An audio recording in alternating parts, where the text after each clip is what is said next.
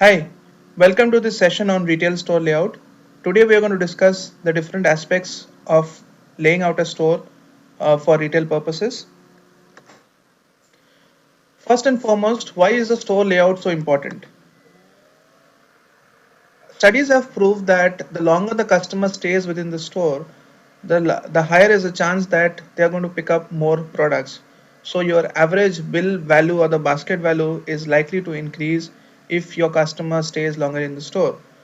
So a good store layout has a lot of importance because that is what determines how long a customer typically stays inside the store. The store layout also influences the shopping decisions. For example, if the placement of products is not correct, then the customer might not be able to find the correct product that they're looking for. Products which are specifically for kids, if they are not placed at the appropriate height within the shelves where kids can actually reach, then it is less likely that they are going to be picked up.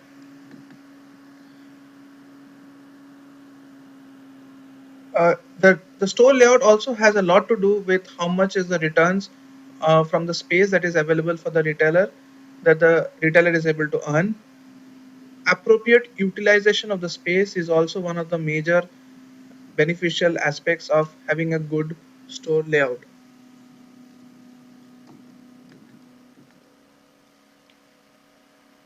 Then the next most important factor for having a good store layout is obviously to give a good positive experience for the customer.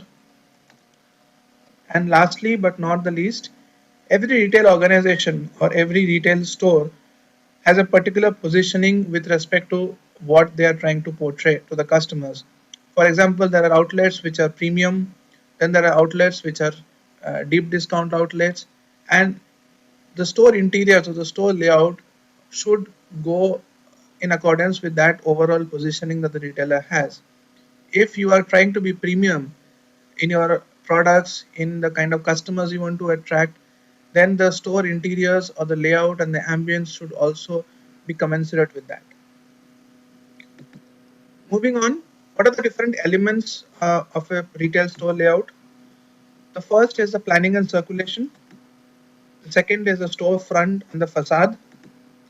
The third is the store communication. The fourth is the category flow. The fifth, the store fixtures. Sixth is the materials, finishes, and the lightings and the music which are used within the store. We are going to take each of these elements and go into details. The first is the planning and circulation. Now, planning and circulation is very important because this is what helps people navigate within the store. Now, it is also important that the customers who are coming in are actually moving around and visiting all the different areas of the store. Now, there are going to be categories which are very highly likely to be picked up by customers. Say, for example, biscuits, for example, your chips, your savories, your confectionaries, chocolates. These are very impulsive items, and most likely every customer will definitely pick up at least one item from these categories. But then there are other categories which are slightly less popular or low penetration categories. It could be something like over the counter drugs. It can be something like your body lotions and other such categories where people, if they do not see, they might not remember that they need to pick it up. So in those kind of categories, you need to ensure that the customers definitely walk through those categories before reaching the high penetration categories. This only improves the propensity of the customers to pick up something and for the retailers to do some more sales. Plus, there are some of the outlets in of retail stores which are multi-layered or multi-storied. In that case, it is also very important that people are we have a proper flow through which the customers visit both the stairs or multiple of the stairs, and the customer should find it easy to navigate between the categories. That should be the one of the most prime concerns while designing the planning and circulation. Lastly, but not the least, it should provide the customers with the flexibility to shop and should not be too rigid. What it means is that it should encourage the customers to visit all the areas of the store. But at the same time, it should not be so rigid. The navigation should not be so rigid that unless the customer visits all the areas of the store, they are not able to reach the categories that they really want to go to. And we need to understand the concept of the power aisle. Power aisle is the main aisle of the store, and that is basically the spine of the store, and the entire store layout should be aligned with respect to the power aisle. Moving to the next important element, which is the storefront or the facade. Now, storefront or store facade does a very important job of communicating the positioning of that particular retail outlet. So if it is a premium outlet, it is more likely that the outer facade is going to be much more gaudy. It is likely to have a very good dressing window. Whereas if it is a deep discount kind of a retailer, it is mostly likely to be very plain, very mundane.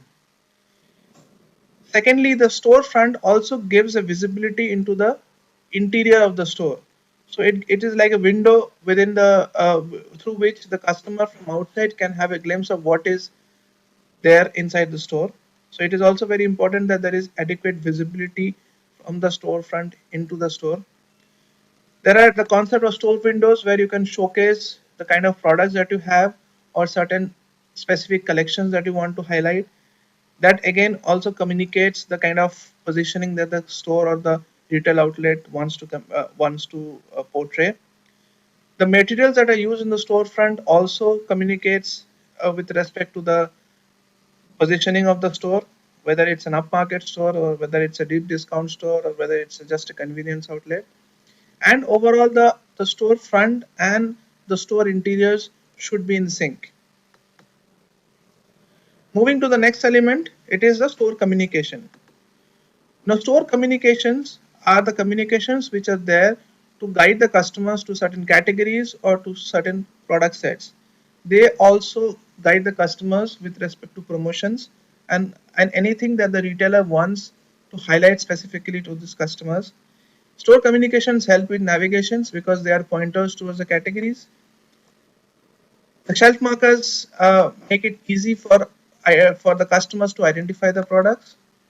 They provide information on the products, on the categories. They provide what are the product benefits, if there are any particular schemes going on. All that communication can happen, and definitely it leads to increase in the bill value of the retailer. The next element that we need to consider for store layout is the category flow. Now you must have heard about a term called category adjacency. Now what does it mean? Now category adjacency are the categories of products which go very well together. Say for example, if you're talking about breakfast cereals, then there is a high likelihood that breakfast cereals and tea, coffee, sugar, milk powder, these are the categories which will go very well together. So if the retailer places breakfast cereals next to tea, coffee, milk powder, milk shakes, milk mixes, that category, then there is a higher likelihood that the customers will find these two categories relevant, and that is the way that they shop. And that is, if we are going to place the products like that, there is a higher likelihood that they will shop more. So categories which have good adjacency are the categories which have a greater probability of being picked up together by the customers. Now, the customer shopping behavior also decides what kind of category flow we have. For example, the impulse categories are the categories which are placed in front, and the planned categories are the categories which are placed at the end of the store. This is typically the same discussion that we have some time back, that people come with certain products in mind when they come into the store. Now, the impulse products are something which they will pick up when they see those products. So, if the impulse products are placed in the front or in front of the in front of the cash counters, they're more likely to pick up those products the moment they see those products. But the planned categories or the planned products like your cereals, your flour, all these things, are very planned in nature, and you are not likely to pick it up on whims and fancies. The other very important thought that we need to put is that shoppers do not like carrying heavy products. So if it is the large packs or the large containers, it is better if they are placed towards the end of the shopping experience, so that they can just pick up those products and move out of the store. And another very interesting observation is that the shoppers move towards the left after entering the store. So it is very highly likely that if something is kept on the right hand side, very close to the entrance, the shopper will miss that in totality. Now, if you are interested in more such insights, I would seriously recommend that you read the book Why We Buy by Paco Underhill. It is one of the most insightful books when it comes to customer shopping behavior, and I would seriously recommend that you read that book. The next element that we need to talk about is the store fixtures. Now, you would have seen that there are different types of store fixtures which are available in different retail outlets. Now, some of the fixtures are tall fixtures. Many retail outlets have very tall ceilings, and the fixtures go up right up to the ceiling. Whereas there are many retail outlets where the fixtures are not more than 5.5 feet in height. Now, the height of the fixture determines what kind of ambience or the visibility or the feel that you want to give for the customer. If they are low fixtures, it means that you have a greater visibility of the entire store, and it gives a much more premium feel to the store. If the fixtures are very tall, then you don't have the as a customer you don't have any visibility of any aisle other than the one that you are at, and it kind of gives a slightly deep discount retailer feel. So again, the height of the fixtures is going to be determined by what kind of ambience you want to provide to your customers. Then the depth of the fixtures, yeah, again it is a question of how much stocks you want to keep for each of those products. That is what determines the depth of the fixtures. The tall ceiling uh, retail outlets typically have additional stocks on the tops. That is what are the shelves which are available above 6 feet of height. Then one very important decision that we need to take as a retailer is the number of cash tills that you want to place in the store. Now, the number of cash tills is determined by the number of customers who are working in and the number of bills that are being generated, or the number of invoices that are being cut. Now, if you keep the number of cash tills low, it only means that at the peak hours, the queue of the customers are going to be longer, which is not something that you would want for your customers. So you need to have the adequate number of tills so that the queue is not very long and it does not result in customer dissatisfaction. The last but not the least, the last element in this discussion is with respect to the materials, the finishes, the lighting, and the music. Now, these all these things are important because they accentuate the shopper experience. They accentuate or they communicate the kind of feel that you want to give to your customers.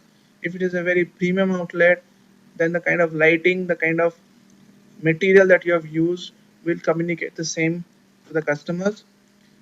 And there is a lot of study which has gone in where it has shown that lively or peppy music actually prompts the customers to shop more.